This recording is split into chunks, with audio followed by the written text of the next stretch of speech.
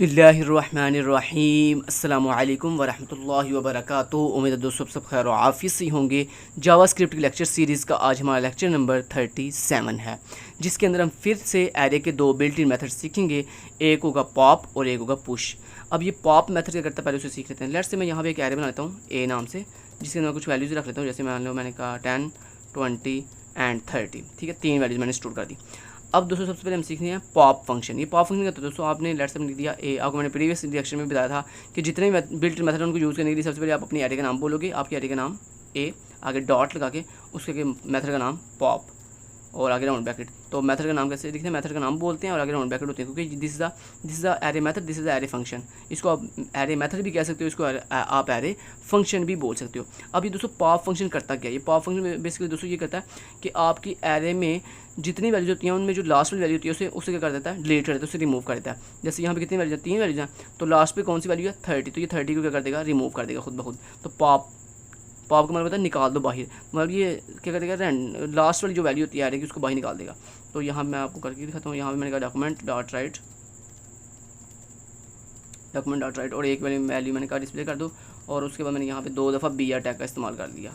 तो मैं एक काम करता हूँ यहाँ पहले वैल्यूज़ आपको विदाउट पॉप की पहले वैल्यू वैसे डिस्प्ले करके दिखाता हूँ। तो यहाँ से मैंने इसको किया कॉपी करके और यहाँ पे मैंने यह डिस्प्ले कर दिया। अब क्या होगा बोला, पहले आपकी ओरिजिनल वैल्यू डिस्प्ले होगी, उसके बाद आपका ए डॉट पॉप मेथड कॉल होगा जो क्या करेगा, अपनी आपकी एरे में से लास्ट वाली वैल्यू को डिलीट कर देगा। उसके बाद अगेन जो है मैंने पॉप करने के बाद वैल्यू डिस्प्ले कर रहा हूँ।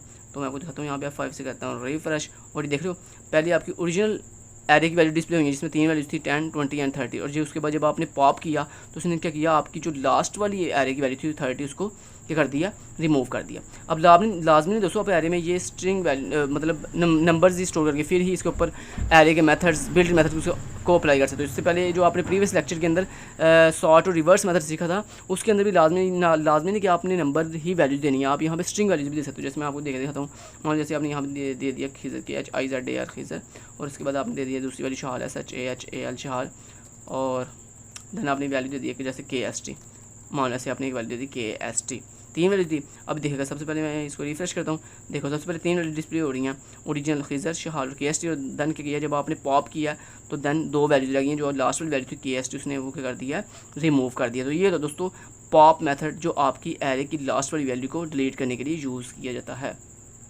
क्लियर। अब मैं आपको सिखाता हूँ दोस्तों पुश मेथड। अब ये पुश मेथड क्या होता है उसको सीखने के लिए मैं यहाँ पे इसी को डिलीट करके यहाँ लिख देता हूँ ए डॉट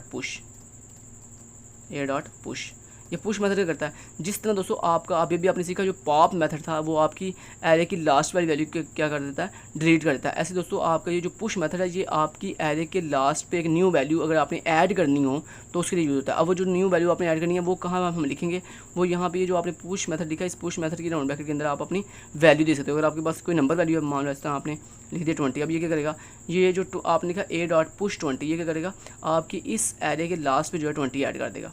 तो दिखा देता हूँ आपको एक दफ़ा, F5 से करता हूँ रिफ्रेश, और देख रहे हो पहले आपके एरे के पास 3 वैल्यूज़ थी विदाउट, जब हमने पुश नहीं था किया, खिजर शहाल और KST। अब देखो जब आपने नई वैल्यू पुश की तो उसने क्या किया, एरे के लास्ट पे एक न्यू वैल्यू आपने उसे दी थी 20, उसे ऐड कर दिया। इस तरह आप अगर आप इसमें स्ट्रिंग वैल्यूज ऐड करना चाहते हो तो वो भी आप कर सकते हो कुछ इस तरह से।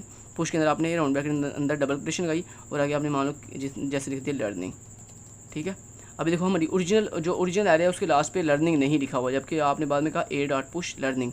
तो अब ये क्या करेगा, आपकी ये जो ओरिजिनल एरे है जिसमें 3 वैल्यूज हैं उसके लास्ट पे एक और चौथी वैल्यू भी ऐड कर देगा, F5 से कहता हूँ रिफ्रेश। और ये देखो पहले यहाँ पे लर्निंग अवेलेबल नहीं था ओरिजिनल एरे में, अब देखो आपने जब पुश किया लर्निंग को तो उसने आपकी एरे के लास्ट पे क्या कर दिया, लर्निंग जो है वो ऐड कर दिया। अब चाहो तो इसमें और भी ए से ज़्यादा वैल्यूज़ भी ऐड कर सकते हो। कैसे, उसके लिए मान लो आप इस तरह से अगेन आपने ये 2 लाइन डुप्लीकेट की और डुप्लीकेट करने के बाद यहाँ पे पेस्ट कर दिया इनको।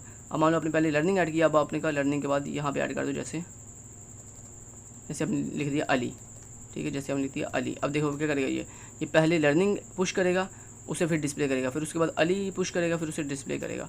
तो मैं आपको दिखाता हूँ, यहाँ पे F5 से करता हूँ रिफ्रेश, और देखो पहले 3 वैल्यूज़ थी, फिर देना आपने इसमें एक नई वैल्यू ऐड की लर्निंग, देखो लास्ट पे लर्निंग ऐड हो गया। उसके बाद आपने मजीद एक वैल्यू ऐड की अली, तो वो देखें लास्ट पे अली भी ऐड हो गया। तो इसमें आप जितनी वैल्यू चाहो अपनी एरे के लास्ट पे जो है वो with help of push method add कर सकते हो। Thank you so much, till then guys, take care, अल्लाह हाफिज़।